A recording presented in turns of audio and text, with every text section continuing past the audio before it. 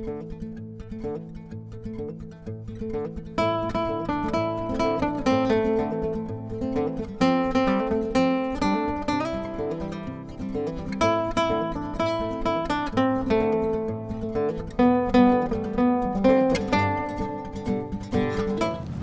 to the Valdez Family Homestead. If you're new to the channel, you know what to do. Go ahead and subscribe, hit those notification bells, like the video, and we've got a new one for you today.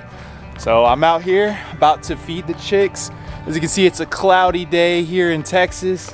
It rained quite a bit last night, so the ground is pretty wet, and I got a lot of stuff planned for today.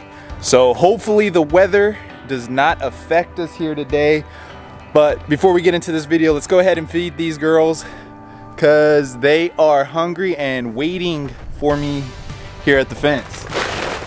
I got an update for you guys behind me here on the chicken coop, and we're actually about to have to head out to Home Depot because I am out of 2x4s and I'm also needing some more screws. Do you hear them yelling at me? They're like, hurry up and feed me. Sorry girls, we haven't had breakfast yet, so I don't have any scraps or anything to give you, but I do have your feed. So let me go ahead and get y'all fed. Don't give me heck, I know this feeder down here is not elevated and you want to have your chickens feeders elevated. That feeder is way too big and heavy for the coop here behind me. So I cannot wait to get this new coop built so I can put their big feeder in that new coop and have it all hung up for them, because you do want to have your chickens feeders elevated. A lot of homesteaders I've seen with their chickens, they've been using those elevated, it's like 5-gallon jugs, and they'll put the nipples on there. It'll conserve water for you, because these chickens, they love to jump on their water containers and they'll make a mess of it. You'll have to change it several times a day. I prefer just to give my chicks the regular way. They've been so used to that, so I don't want to mess up their habits that they're already used to and switch them to nipples. But anyways, as I had stated, we have to go to Home Depot. The coop is coming along well. Of course, it got rained on last night, but that's okay because we got good lumber here, so nothing, no harm done. And so let's just go take a real quick walk around. And then today we'll get to the video at hand. I have a great video for you guys today. So we've got pretty much the frame built, and then we're starting on the roof already. As you can see, I have the hurricane ties up top. I've got to add 4 more for each corner. So 1 here, 1 on that side, and then 2 on the back. But yesterday I got the nesting boxes built. So those are all framed out and on there. So this is going to have 3 nesting boxes, but they are a good size.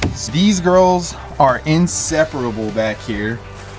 So I know you're saying you have 5 hens, now 8. Is 3 nesting boxes enough?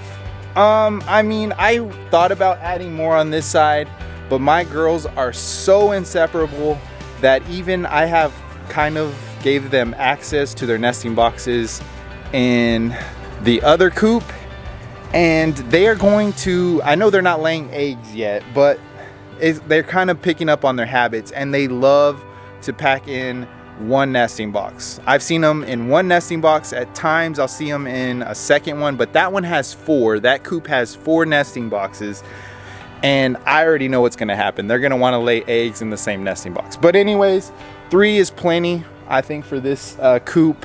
And plus, I'm gonna let them have access to their old coop as well. Technically, they have 7 nesting boxes. But yeah, let's go ahead. I'm gonna go into Home Depot, get the lumber that I need and the screws, and we'll get to today's video. Okay, so we're here at Home Depot. Let's go get the wood and supplies.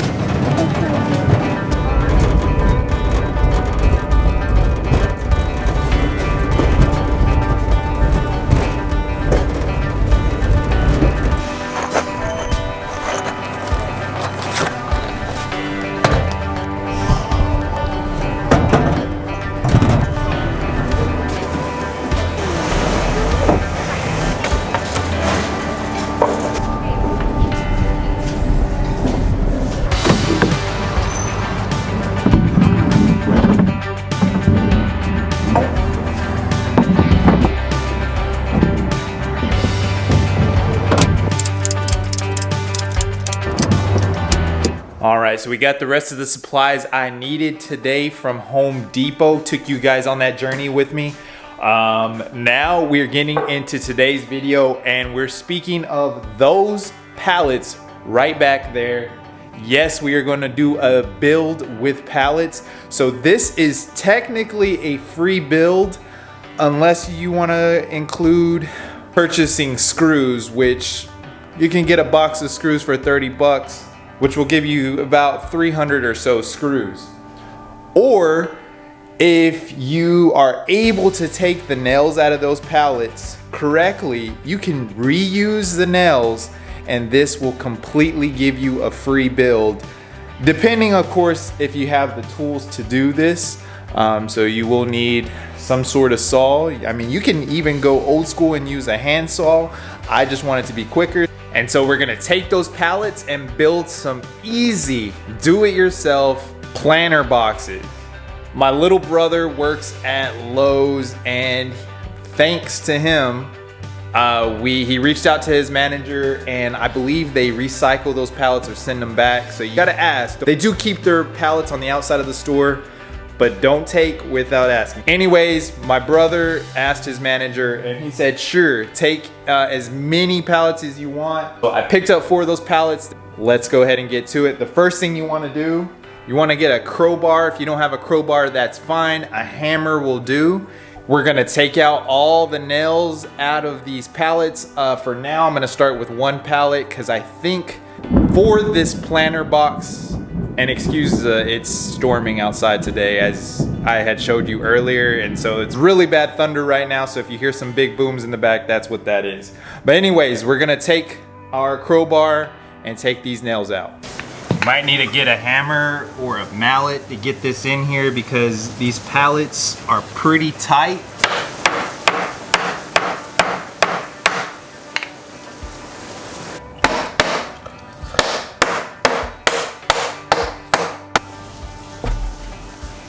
Okay, so depending on how big you're going to make these planters, as you can see, my wood from me taking out these nails, because they're in there pretty deep, and this wood is not the best condition on these pallets, and so they're already cracking. And so when I'm taking them off with my pry bar here, it's just tearing up the wood and breaking them. So what I'm gonna do instead, if you have this option, it's gonna save more wood as well.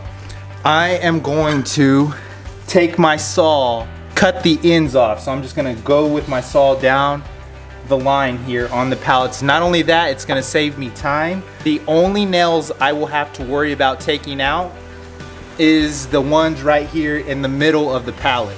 I've gotten more than half of this pallet done on one side, and I've decided it's just wasting too much time.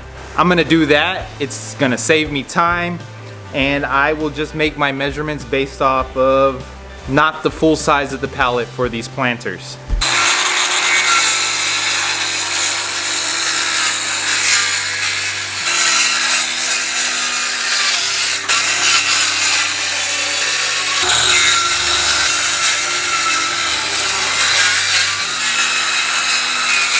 Okay, so after cutting off the sides where those nails were in, it gives us about 35 inches to use for the board. So what we're gonna do is we're going to take half of this, which would be 17.5.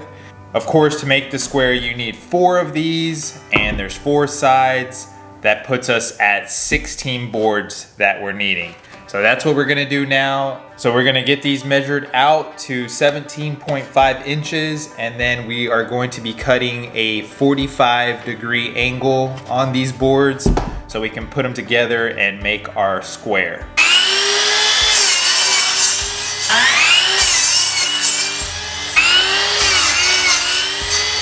Okay, so this is what we essentially have so far. And of course, since this is a pallet, not everything's gonna be perfect on these, unless you can find an amazing pallet out there that's brand new. These pallets that I have were a little bit older. But anyways, this is what I have here for the frame. So this is gonna be one of the front sides to it. What I'm working with here is I cut these in 17 inches with 45-degree angles here for the front and the back of the box. And this is what the back looks like here, putting it together. These two pieces of plywood holding together the top and the bottom are roughly 9.5 inches. So I put two of those there. On the sides here, I used the scrap from the legs of the pallet and just took off that excess to use these as the legs. I will make another one of these. So you will have one for the front, one for the back, and then essentially you'll just frame out one of these for the sides of the box. I'm gonna get the other one built out for the back of the box, and then we'll get the sides built out, get it all put together, and we'll be good to go. All right, so let's go ahead and take a look at the planter box. I pretty much have it finished out. I got a little bit more touching up to do. Keep in mind that the pallets that were used were not in the best condition. The boards on the pallets that I used were roughly about 6 inches wide. And so I had to make some adjustments here and there because of course the pallets aren't perfect either that I use. Had to go back and adjust a few things. The box doesn't look perfect, but it does look pretty good. Excuse the mess. You know, I've been working at it, and then we've been building the chicken coop back there, so there's quite a bit of a mess of wood scraps around and stuff. But it came out, I want to say, pretty decent. And keep in mind, this was pretty much a free planter box that I built out here. The only thing that I had to use out of this was basically the screws. I did not want to reuse the nails, of course, because like I said, the pallet itself was already in pretty bad shape. But as we can tell here, I'm pretty happy with the results. I think it looks pretty nice. I'm going to go back over and sand it a little bit more, and then I might put some stain on it. Now, usually you want to keep these things all natural, especially if you're gonna plant anything that you are going to eat, but we're probably just gonna use this as a planter box to put some flowers or other things that aren't gonna be edible. So I'm not too worried about using a sealer on this. I'll go back and sand it down pretty nicely. I've sanded it a little bit, and then this wood had some imperfections, so I went with some wood putty and just covered those gaps right there on all four corners. That's what it looks on the inside. I'm not gonna put a bottom to it. That's pretty much what we've got going. And so if you want to make these planter boxes, find you some wooden pallets. Super easy to build this, especially if you have the right tools. My measurements, of course, can differ from yours. What I had to work with, the biggest size I could get on to build the box was 17.5 inches. If you think this is a pretty good size box for you right here and you want to use those dimensions, that's great. I did 17.5 inches for these outer parts of the box, so all four sides. And then of course a 45-degree angle, and then these inner pieces right here that I use to cover in the holes in here are 9.5 inches. These top boards right here that I cut at a 45-degree angle as well to finish out the top of the box are 18 3/4 on the inner parts in here where I didn't have the support beams on the four corners.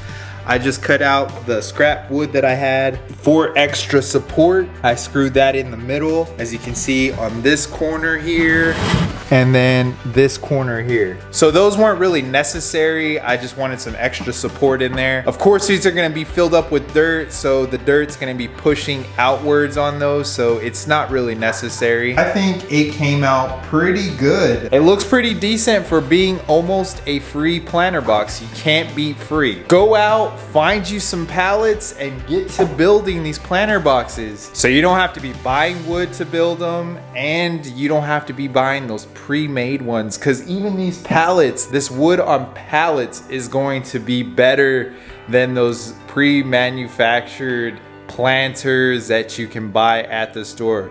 Do not waste your money on those things. They won't last you but maybe a couple of months. Do-it-yourself projects like this are the best things out there. and they'll keep your money in your pocket. And so I hope you really enjoyed this video on these do-it-yourself planter boxes. Don't forget to give this video a big thumbs up on the way out, and go ahead and leave comments below what you guys thought about the video and what videos you guys would love to see in the future that I can do here on the channel. Maybe some DIYs or something with the chickens, or just something you would like to see on the homestead. I love to hear your comments. I love the support. Thank you so much, and until the next one, see you guys later.